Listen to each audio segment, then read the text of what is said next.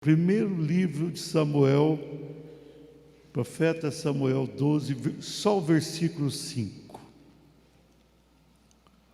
Amém? Para quem não está com a Bíblia, está ali no Data Show. E ele lhes disse: o Senhor é testemunha contra vós outros, e o seu ungido é hoje testemunha de que nada tendes achado nas minhas mãos. E o povo confirmou.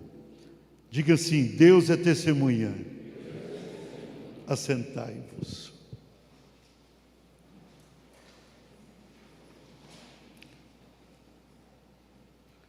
Ser aprovado por Deus é maravilhoso. A pessoa tem uma trajetória aqui nessa vida e terminá-la com a aprovação de Deus é tudo que alguém pode desejar. É tudo que precisamos. Não temos um testemunho maior. Quando somos aprovados por Deus, verdadeiramente, não seremos reprovados pelos homens. Não seremos, pastor? Não.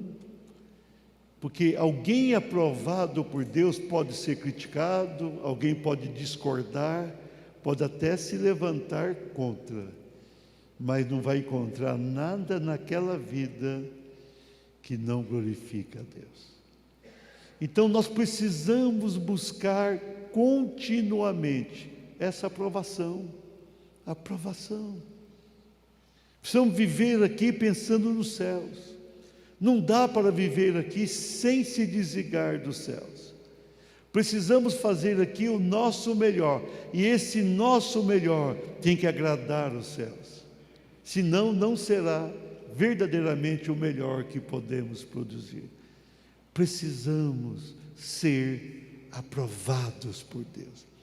E eu li um versículo só, o contexto todo fala de alguém aprovado por Deus. Esse moço chamava-se Samuel. O significado do nome dele é Deus ouve. Samuel. Samuel era um profeta do Senhor, usado pelo Senhor, muito usado. Um dos maiores profetas. E ele foi, sem dúvida alguma, eu falei um dos maiores. Nós tivemos outros grandes profetas como Elias, Eliseu, etc., Isaías, Jeremias, mas o Samuel está entre os maiores. Mas entre os juízes, ele não está entre os maiores. Ele foi o maior. Ele foi o maior juiz de Israel. Ninguém foi maior do que Samuel. Então ele era um profeta, ele trazia a palavra de Deus e acontecia. E ele julgava a nação, julgou durante toda a sua vida. Interessante, e eu vou pregar sobre esses detalhes, ele vai ter toda a sua vida diferenciada, servindo no santuário, e ele não era levita, não era da tribo de Levi. Normalmente, quem servia no santuário era levita. Tinha que ser levita. Nós tínhamos ali os sacerdotes. Todos os sacerdotes eram levitas e descendentes de Arão. Os demais levitas ajudavam no templo. Eles não tiveram herança. Era uma tribo que foi separada para servir a Deus, servir ao Senhor. E o Samuel era da tribo de Efraim. E ele vai se tornar alguém forte no santuário. Ele vai fazer parte do santuário desde a sua, podemos colocar, pré-adolescência, um pouco antes. Ainda criança ele foi levado, mas ele vai tendo consciência e ele vai ali acabado sendo criado por Eli. Ele era um bom sacerdote, porém os filhos de Eli estragaram o sacerdócio dele e acabaram trazendo uma maldição para a nação. Eles vão perder a Arca da Aliança. Numa batalha, era comum Israel, quando a situação apertava, eles levavam a arca para a batalha. E aquilo ajudava, mas quem levou estava em pecado. Os filhos estavam em pecado, então eles vão para aquela batalha, eles perdem a guerra, perdem a vida e perdem a arca. O Samuel, ele cresceu ali, e eu vou enfatizar tudo isso. Mas chegou num ponto lá na frente que o povo queria Saul, queria um rei, não queria Saul, queria um rei, e Deus acaba separando Saul. O próprio Samuel vai ungí-lo. Separa Saul porque eles queriam ser como as demais nações. O juiz não era um rei, mas era alguém que governava, e a ligação do juiz era direta com Deus. Ele estava ligado com Deus, ele tinha vida com Deus, e ele trazia sempre uma palavra diretiva por meio de profecia ou revelação ao povo. E ele tinha autoridade para abençoar, além de julgar o povo. E no caso de Samuel, ele era o juiz, tornara-se juiz, e não foi uma questão hierárquica, como eu disse, nem levita ele era, muito menos o sacerdote da tribo, mas ele vai servir no santuário exercendo o sacerdócio. Interessante.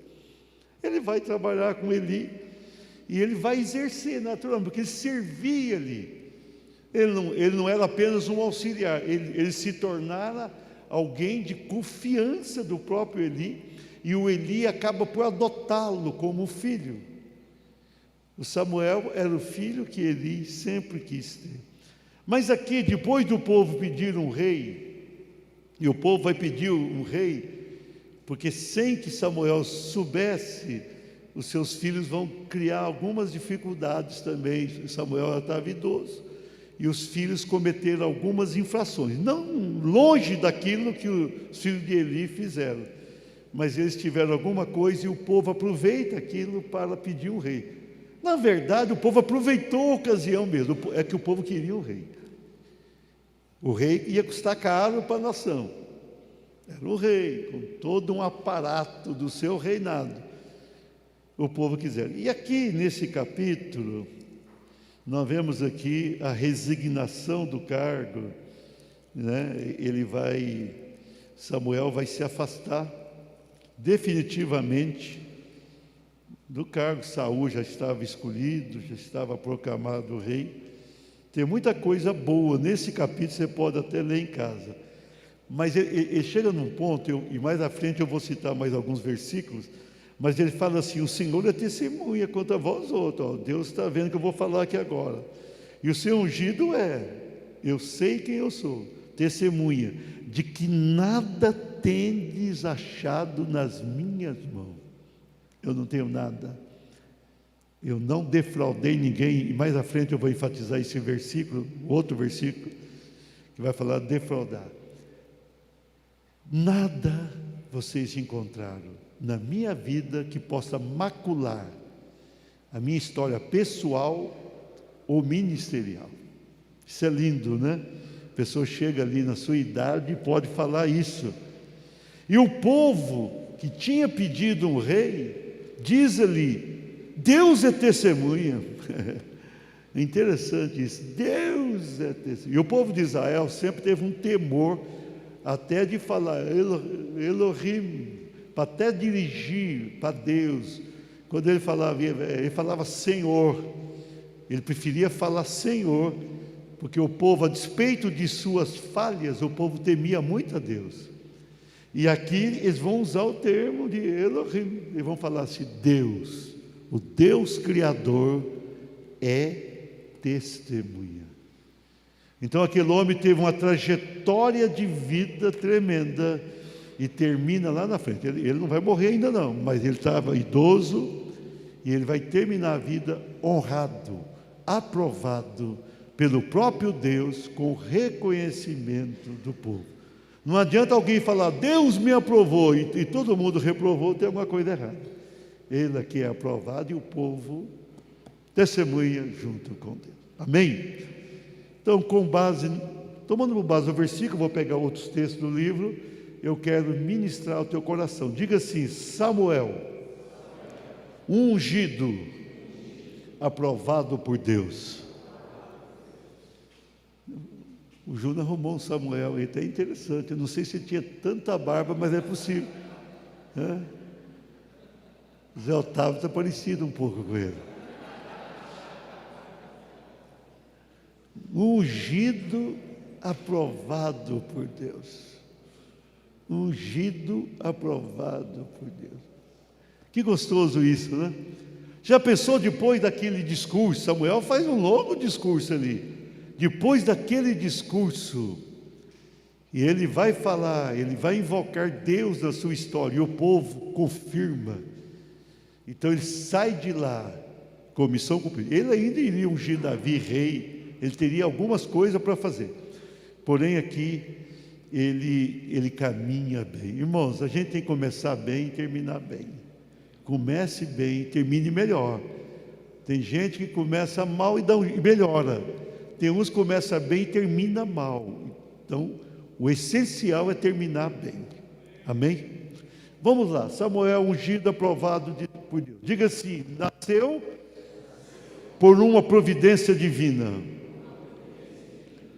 Olha aí, levantaram-se de madrugada e adoraram perante o Senhor. 1 Samuel 1,19. E voltaram e chegaram à sua casa a Ramá. Eucana coabitou com Ana, sua mulher, e lembrando-se dela, então é 1:20 que diz assim: e concebeu, e passado o devido tempo teve um filho, que chamou Samuel, pois dizia: do Senhor o pedi. A grande verdade é que Samuel não era para ter existido. A sua mãe era estéril, Ana, casada com Eucana. Ana tinha muito desejo de ter um filho. Anualmente ele subia ao templo para as festas, e quando ela ia, era um momento prazeroso para ela, porém um momento duro, porque todo mundo ali tinha um filho, né? Tinha um filho. O pior que o esposo, naquele tempo podia, essa loucura, tinha outra mulher com filhos, e ela não. E a mulher era considerada na época sem filho com maldição. Podemos chamar de amaldiçoado, não tem filho. Tinham aquilo como uma coisa grave. A Bíblia nunca disse isso, porém a tradição religiosa dizia isso. Então a pessoa já chegava para a festa religiosa para baixo, desanimada. Todo mundo estava ali no momento festivo, aquela pessoa não tinha como festejar. Não tinha aquela alegria, uma mãe estéril, que dependia ali de Deus, só Deus poderia fazer algo. E no momento que ela estava orando, o sacerdote Eli a viu orando ali, falando, abrindo só os lábios e falando, falou assim: mas por que você está aqui embriagada na presença do Senhor? Ela falou: estou embriagada, eu sou uma mulher angustiada. E o Eli abençoou. Eu já vi gente pregar que o Eli não era de Deus, não é assim. Eli até morreu, quando os filhos morreram, caiu da cadeira, quebrou o pescoço, teve tudo isso. Mas o Eli era uma pessoa de Deus. Você vê, ele abençoou, assim, de uma maneira muito rápida aquele momento. E aí chegamos no texto lá na frente. Eles voltam para casa, e Eucana vai coabitar com Ana, e no devido tempo vai ter um filho. Uma alegria tremenda. Então veja bem, esse Samuel, da tribo de Efraim, ele vai nascer por uma providência divina. Amém? Começou bem a história, ele nasceu porque Deus o abençoou. Pastor, quando Deus abre a madre, então isso significa que aquela pessoa é muito abençoada? Tem a bênção, mas não necessariamente será abençoada, né? Jacó e Esaú, a mãe era estéril, Raquel era estéril, a mãe era estéril, e o que aconteceu? O Jacó era abençoado, A Rebeca até gostava mais do Jacó, talvez por ser quebrantada a despeito das suas fragilidades. O Esaú não, foi sempre disperso, complicado, longe. Então, porque nasceu de uma estéril, por uma bênção de Deus, não teria uma garantia que seria uma bênção. Irmãos, nós não somos assim robôs. Tem gente que acha que é tudo muito programado. Atenção, você nasceu, está tudo certo, você converteu, a partir de agora, Deus apertou lá no céu um botãozinho, você vai fazer tudo certo. Não é bem assim. Nós somos seres livres ainda. O Senhor criou o ser humano com liberdade. Nós podemos estar escolhendo as melhores opções que Deus nos oferece. Deus sempre prepara para os seus coisas boas, mas cada um tem liberdade de andar por ali ou não. Mas Deus não ajuda a gente a fazer aquilo? Ajuda. Se você clama ao Senhor, Ele te ajuda a se livrar do pecado, da maldade, de tantas coisas. Mas se você se volta para o mal te pega. Nesse caso aqui, o Samuel, ele vai nascer por uma providência divina e será muito abençoado. Mas aquele nascimento, obviamente, o ajudou. A sua mãe ficou um tempo com ele e pôde passar tudo aquilo que Deus fizera. Mas ele teria uma opção lá na frente de ser quem se tornou ou não.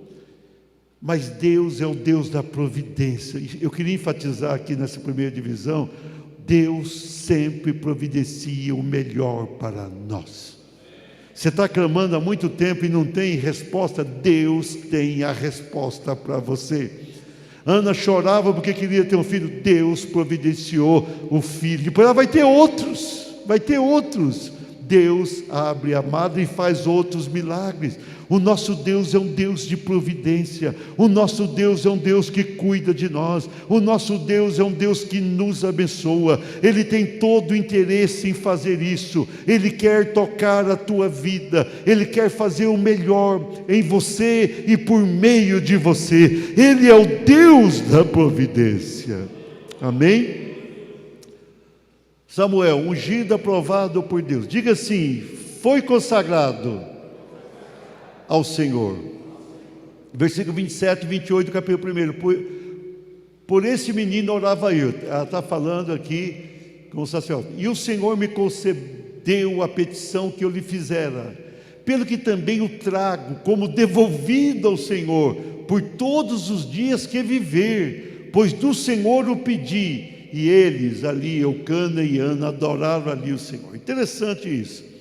Não era da tribo de Levi, mas ela tinha feito um voto: olha, se o Senhor me der esse filho, eu vou consagrá-lo ao Senhor. Já pensou? A pessoa queria tanto ter um filho, e receber o filho consagrado naquela época, tinha que levar no santuário e deixar lá. Ela morava longe dali.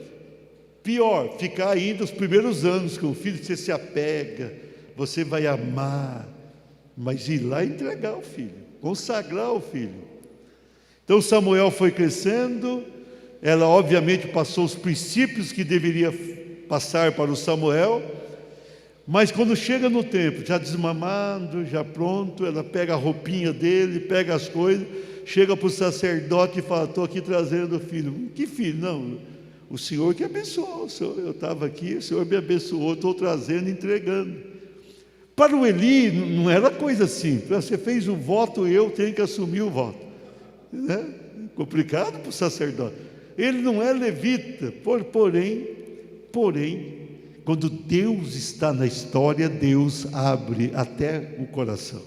O Eli o recebeu. Ele vai viver ali na casa de Eli. Ele vai viver junto ao sacerdócio. Ele vai servir a Deus e servir ao sacerdote. Ele vai estar ali e ele se torna uma bênção grande para o próprio Eli. A história de Eli teria sido muito pior se não fosse Samuel. Porque quando Samuel assume, o Eli tinha uma participação importantíssima na continuidade daquele trabalho, porque Eli criara de fato Samuel. Por isso que eu digo, O Eli criou 2 filhos problemáticos, os filhos optaram pelo mal, mas ele também criou Samuel, ele também ensinou Samuel, e Samuel vai se tornar o grande juiz da história, consagrado. Então, uma pessoa improvável num lugar sagrado, alguém da tribo de Efraim, ali, naquele lugar, servindo a Deus como se fosse um levita, consagrado.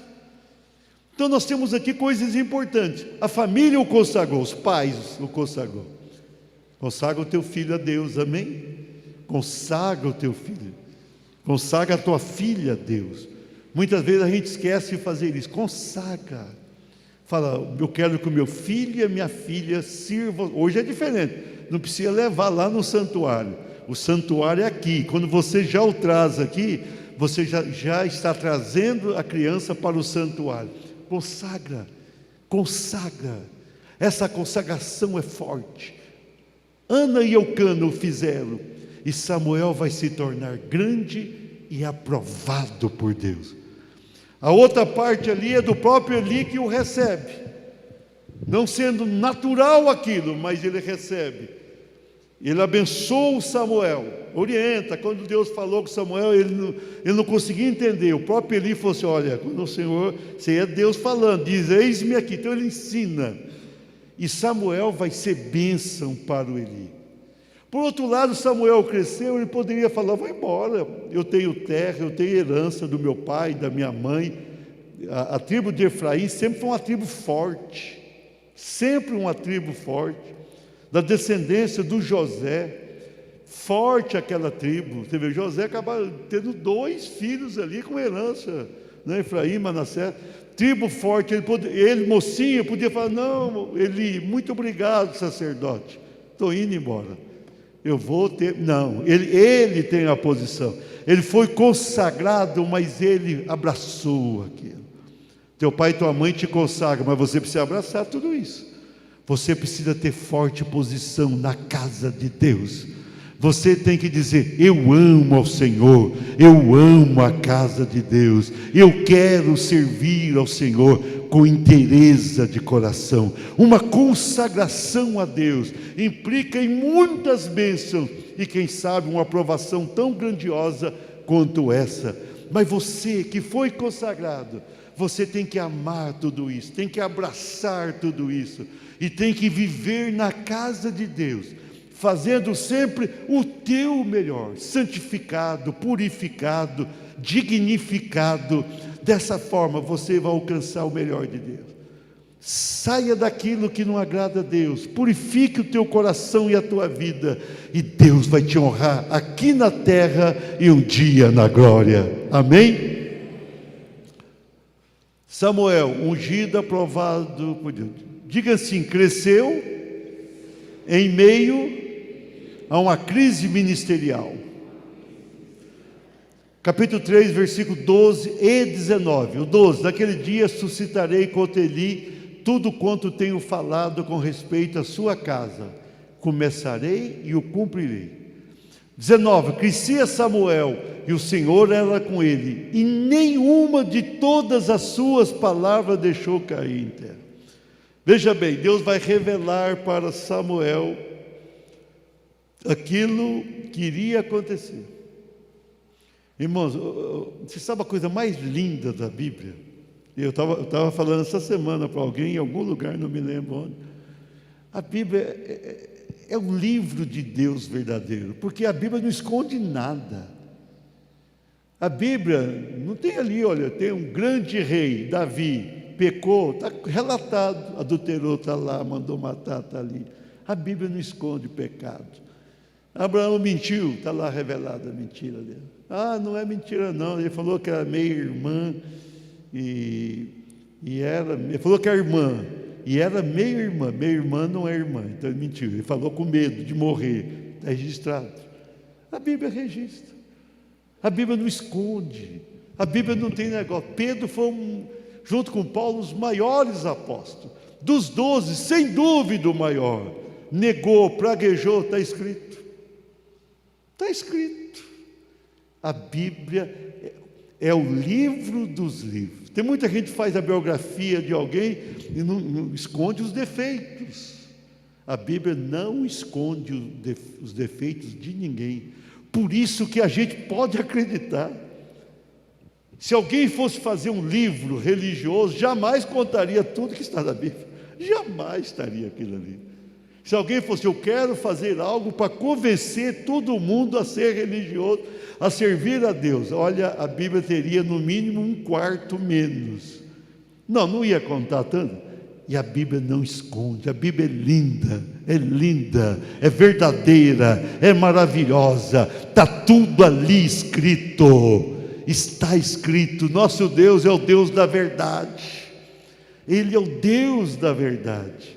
É isso que chama a nossa atenção. Então veja bem, os filhos de Eli, ali enganando, aproveitando do sacerdócio, eles eram filhos e obviamente exerciam o sacerdócio junto com o pai. Filhos tinham o direito natural de ser os sacerdotes. Vão pecar e além de estar registrado, vem a consequência. Vão lá, vão morrer, vão perder a arca, vão perder a guerra, vão perder tudo.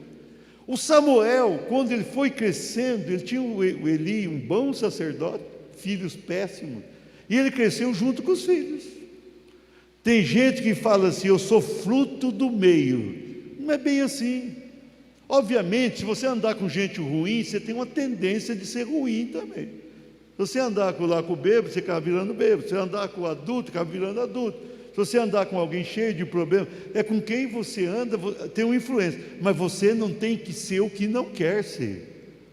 Tem gente que nasce numa favela e jamais se tornou um traficante, jamais usou droga e se torna um giro. Conheci, estive na favela da Rocinha, numa igreja, aquele povo ali, converteu ali, o povo era mais fiel que qualquer povo que eu conheci. Então a pessoa tem aquela liberdade. O Samuel vai crescer no meio de uma crise ministerial sem precedente à época, e ele se torna grande, ele se torna íntegro, ele se torna aprovado.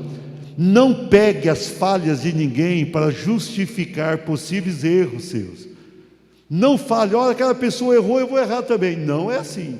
Aquela pessoa errou, vai prestar contas a Deus. Você tem que ter o teu compromisso com Deus. Aí você terá aprovação. Nós temos que ter compromissos com o Senhor. Tudo é pessoal, a salvação é pessoal. Você não leva ninguém para o céu. Você pode ajudar demais uma pessoa a ir para o céu, mas você não vai conseguir levá-la. Mas você terá que dar conta de si mesmo, como diz Paulo aos Romanos, cada um dará conta de si mesmo. Seja o que Deus quer que você seja. Não se deixe levar pela falha de ninguém. O Samuel vai crescendo, aqueles filhos de Eli, horríveis sacerdotes, manipuladores, aproveitam, a oferta chegava, pegava oferta, desviava tudo. O Samuel sabia? Sabia. O Samuel se corrompeu? Não se corrompeu. Se guardou, serviu a Deus e lá na frente foi aprovado. Então, no meio da crise, você pode sair bem. Quando tudo estiver errado, você fala, está errado para todo mundo, eu estou bem, eu estou com Deus, Deus está do meu lado, eu vou ser quem Deus quer que eu seja, eu vou ser digno, eu vou servir ao Senhor. Não deixe a crise dominar você. Vença a crise e seja aprovado por Deus. Amém? Amém mesmo? Samuel, ungido, aprovado por Deus. Diga assim, conduziu o povo de Deus a uma grande vitória. Olha, 1 Samuel 7, veja bem, o povo enfrentando ali uma batalha desigual com os filisteus. Veja bem, enquanto Samuel oferecia o holocausto, os filisteus chegaram à peleja contra Israel, mas trovejou o Senhor. Irmãos, isso aqui é sintomático. Os filisteus tinham armas, eles faziam as armas. Israel, um ponto supostamente negativo de não ter o rei, é que o povo se acomodava, não se preparava para as batalhas. Nós estamos aprendendo em Juízes aqui de manhã, estudando, que a gente tem que se preparar para as batalhas também. A gente tem que ir à luta. Deus faz o que a gente não consegue fazer. O que você pode fazer, você tem que fazer. Mas os filisteus, muito fortes, estavam ali iniciando uma grande batalha. E o Samuel ainda era novo, mas vão buscar Samuel. E Samuel sobe no lugar que deveria. Ele oferece um sacrifício. Sacrifício de sacerdote. Ele oferece o sacrifício. Os filisteus vêm para a batalha pensando, já ganhamos. Sabe aquela batalha que não tem jeito de perder? O Israel vai para a batalha pensando, já perdemos, né? Vai ser difícil. Mas o Samuel estava lá em cima do monte. Ele estava na intercessão. Os filisteus muito bem armados, muito bem preparados, vão se aproximando. Os israelitas também vão à luta. Olha o que vai acontecer aqui. Trovejou o Senhor aquele dia com grande estampido sobre os filisteus e os aterrou de tal modo que foram derrotados diante dos filhos de Israel. Irmão, olha, quando a gente está junto com Deus, você tem tudo. Se você anda com integridade, aquele povo ainda longe do propósito, mas um ungido de Deus sobe ao monte e ele oferece um sacrifício. Olha o sacrifício a Deus de alguém consagrado. Os inimigos chegam para vencer. Não havia nenhuma lógica contrária. Teria que vencer. Quando os inimigos cercam ali, vão cercando o povo de Israel, Deus olha do céu. Deus está sentado aonde? Num trono no céu, amém? Deus falou assim, trovão, vai até ali. Ele resolveu com uma trovejada, uma batalha perdida para os israelitas, uma batalha vencida para os inimigos. Deus assentado no trono. Deus não levanta para isso, ele não dá o capricho de levantar. Ele falou assim, trovãozinho sobre eles, básico. Mas ali, irmãos, foi uma trovoada tão forte. E o interessante que era sobre os filisteus. Foi um barulho aquela trovoada muito forte. E aquilo ali desbaratou. Eles perderam o rumo, eles perderam a força interior. Mesmo com armas apropriadas, os israelitas não. Eles perdem a força. E os israelitas vão lá e vencem a batalha com facilidade. Uma coisa absolutamente desigual. Porém, com a intervenção de Deus, a batalha foi vencida. Amém? Você precisa de Deus. Pastor, eu estou com um problema tão grande na minha vida e eu não tenho o que fazer. Tem. Pastor, não tem jeito. Já consultei o médico, não tem jeito. Já consultei o advogado, não tem jeito. Já consultei todo mundo, não tem jeito. Você crê em Deus? Crê. Então nós vamos orar. Oramos. Se eu sou ungido de Deus, eu vou te abençoar. E se você acreditar, o impossível vai acontecer. O nosso Deus é Deus dos impossíveis. O que é impossível para Deus não existe. Para Ele tudo é possível, porque Ele criou tudo isso aqui. Você está enfrentando um problema grave para você, para Deus é pequeno, para Deus é insignificante. Ele criou, Ele é o Criador, Ele tem todo o poder consigo, Ele pode tudo. Aqui, o profeta vai começar a ser honrado diante do povo, porque ele estava ali oferecendo holocausto e clamando, e Deus resolve a batalha, absolutamente improvável, impossível, no momento. Uma trovoada sobre o inimigo se perturba, se perde a força, perde o ritmo da guerra, os israelitas vão lá e vencem com facilidade. O que é duro para você não é para Deus, não é para Deus. Mas pastor, isso vai acontecer naturalmente? Não, vai acontecer você recebendo ajuda. Por isso que nós, ungidos, temos que ter a vida consagrada, porque nós temos autoridade para abençoar. Por isso você precisa vir aqui, venha ao templo, é aqui que você vai receber a bênção. Venha na quarta-feira que você vai ter vitória, venha na vigília, Deus vai te abençoar. Quanto mais você estiver com Deus, mais Ele vai te abençoar. Quanto mais você tiver a mão de ungido sobre a tua cabeça, mais possibilidade da vitória. E isso que parece tão difícil na tua vida, Deus está chegando e dizendo: vou dar a vitória. Se você contar para alguém, alguém vai falar: isso é loucura. Não vai acontecer. Vai acontecer porque Deus chega chegando. Deus chega e Ele faz. Deus muda a história. Deus é grande.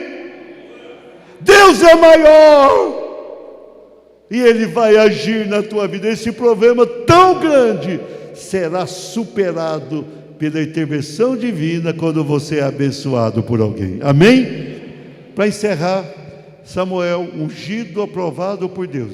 Diga assim: serviu ao Senhor com integridade de coração.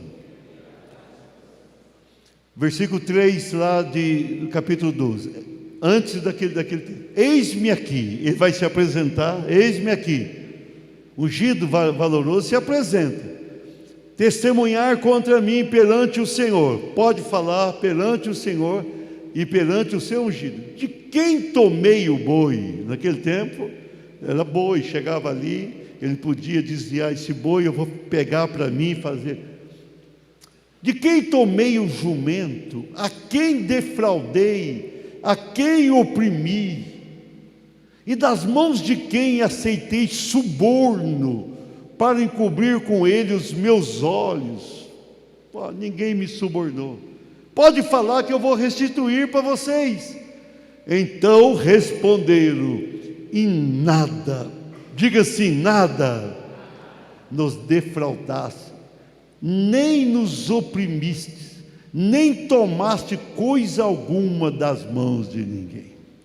Eu estou encerrando essa palavra, irmãos, dizendo o seguinte: esse ungido aprovado por Deus, ele tinha a história condizente com o querer do Senhor, e ele não tem do que se envergonhar. Ele vai se apresentar ali e ele vai fazer o que deveria fazer.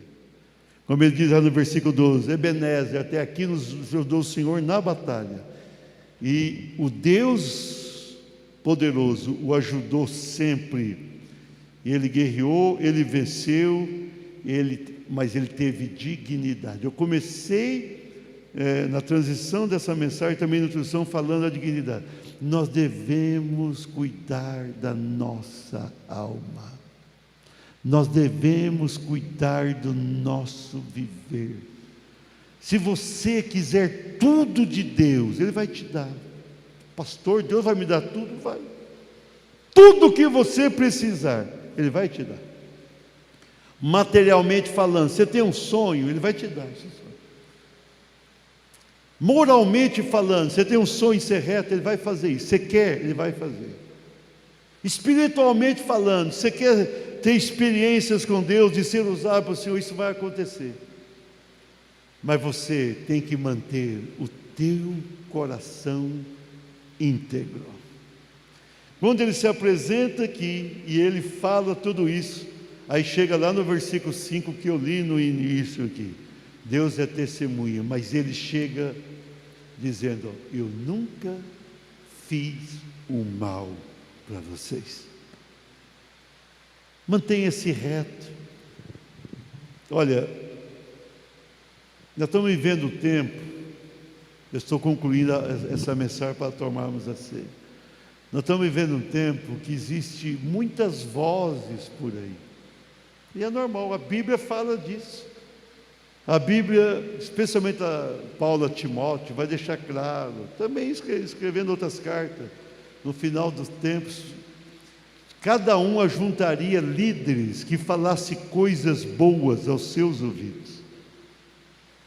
Então tem muita gente que fala: venha para cá, viva como quiser, que está tudo certo. Não, Deus é bom, tudo é graça. Não vai nessa não. Aqui nós andamos juntos há 12 anos, eu prego o que Deus me dá, eu vou orar Eu preparo as mensagens minhas em consagração. O dia da consagração, o que Deus me der, tem hora que até eu falo: Senhor, o Senhor pegou pesado. Porque Deus fala com a gente primeiro, né? Eu vou entregar para você tudo. E eu quero deixar no teu coração isso nessa noite. Seja íntegro. Seja íntegro no teu falar. Seja íntegro no teu proceder. Seja íntegro lá na escola. Seja íntegro lá no teu trabalho. Seja íntegro na igreja. Ande com integridade. Ande com pureza de alma. E Deus vai te honrar. Deus vai te dar o melhor. Aquele sonho que você tem há tanto tempo, Ele vai te dar. Pastor, vai. Estou profetizando sobre você nessa noite. Deus vai te dar. Daqui a pouquinho eu vou orar sobre você. Deus vai te dar. Mas guarde a tua alma. Nós temos a ceia. A ceia implica em um momento de santidade. Guarde a tua alma. O Samuel, não sendo da tribo de Levi, diferentemente dos sacerdotes que eram descendentes de Arão e levitas, ele se guardou e ele chegou ao final dignificado e abençoado. Seja reto, e o teu sonho que ainda não alcançou, você vai alcançar. Priorize o que é bom, priorize o que é certo, priorize o que glorifica a Deus, e você será feliz e feliz. Amém? Vamos ficar de pé?